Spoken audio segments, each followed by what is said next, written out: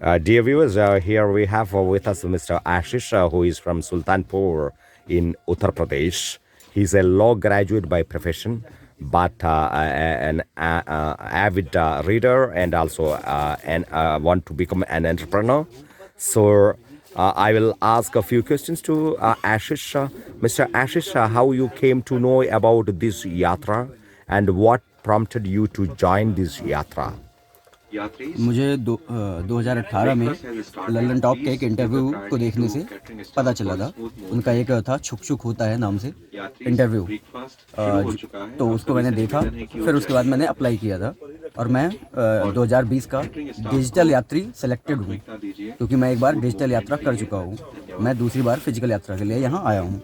और मुझे जहाँ तक क्वेश्चन है कि क्यों आया हूँ या कैसे, तो मैं जो कर रहा था अपनी लाइफ में, उसमें काफ़ी अनकम्फर्टेबल फील हो रहा था। कर तो बहुत कुछ रहा था, लेकिन ऐसा नहीं फील हो रहा था कि जो करना है वही हो रहा है कि नहीं हो रहा है। तो उसके लिए मैंने इसको ज्वाइन किया और फिर मैं यहाँ पे हूँ अभी।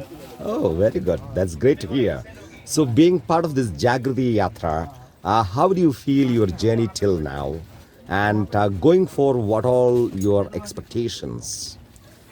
जहाँ तक अभी तक है, काफ़ी अच्छा महसूस भी हो रहा है और बहुत सारे लोगों से मिला भी हूँ जो काफ़ी एक्सपीरियंस भी हैं। कुछ हम जैसे भी हैं जिन्होंने अभी एंटरप्रेन्योरशिप में कुछ ऐसा किया नहीं है। Okay.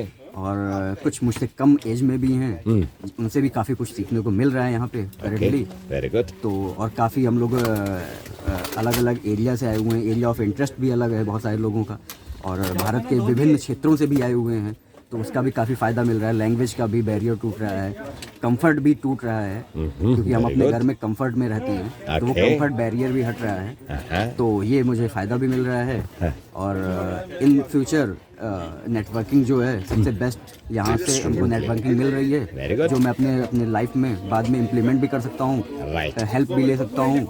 वो सब मेरे काम आने वाले हैं। So the point is that people are looking at the Indian state Uttar Pradesh very systematically. It is one of the most populous state. So being a person from there, you have a lot more responsibility. So how you are looking at the opportunity that your state is providing to become an entrepreneur and intervene in the life of human beings there? Uttar Pradesh में वैसे जो मुख्यमंत्री हैं इस समय, उन्होंने पिछले 7-8 सालों से इसके पहले भी हमारे यहाँ इन्वेस्टमेंट के लिए स्कीम थी, इन्वेस्ट इन यूपी, और वो बहुत ही अच्छे से काम कर रहा है, अभी भी कर रहा है। इसमें बाहर से बहुत सारे इन्वेस्टमेंट आते भी हैं। अभी हमारे यहाँ के सारे जो मिनिस्टर हैं वो फॉरेन ट्रिप पे गए भी थे, वहाँ से इन्वेस्टमेंट उन्होंने लाया भी है। बस ये है कि वो अपने उस ज़मीन पे, वो ग्रास रूट पे कितना इम्प्लीमेंट होता है ये ज़रूरी है। कहीं ऐसा ना हो कि वो डॉक्यूमेंट में ही होकर रह जाए, वो इम्प्लीमेंट होना चाहिए। मैं मानता हूँ कि 100% नहीं भी हो, तब भी 70 to 80% वो इम्प्लीमेंट होने चाहिए, जो फंडिंग आई हुई है, जो इन्वेस्टर्स ने इंटरेस्ट दिखाया हुआ है। ऐसा मैं सोचता हूँ। Okay, very good. काफ़ी अच्छा लेकिन यूपी कर रहा है, इन्वेस्ट इन यूपी उनका एजेंडा भी है और काफ़ी अच्छा है। Okay. Sir, it is great to know that from your background as the law graduate, you want to become an entrepreneur. Yes. Tell a bit about your ambition as an entrepreneur and how you are planning to intervene in the society as an entrepreneur.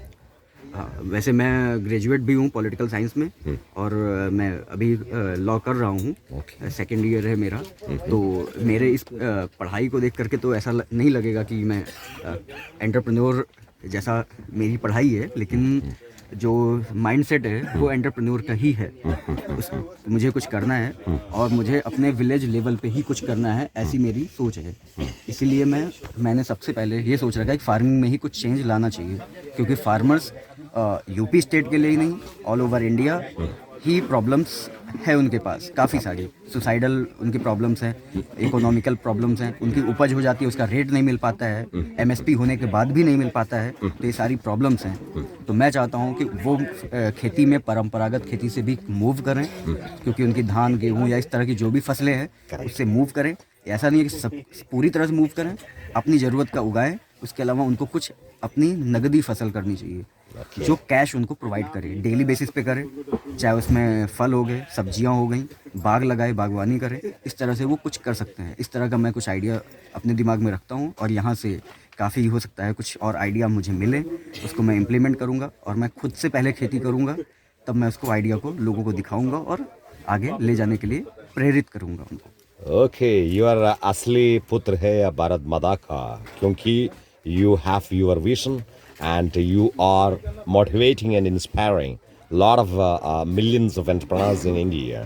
So the point is that from NFA Post, we wish you all the best going forward. Thank you. And we want to work with you. Thank Okay? you. Thank you so much. Thank you, Ashish. All the best. Thank you.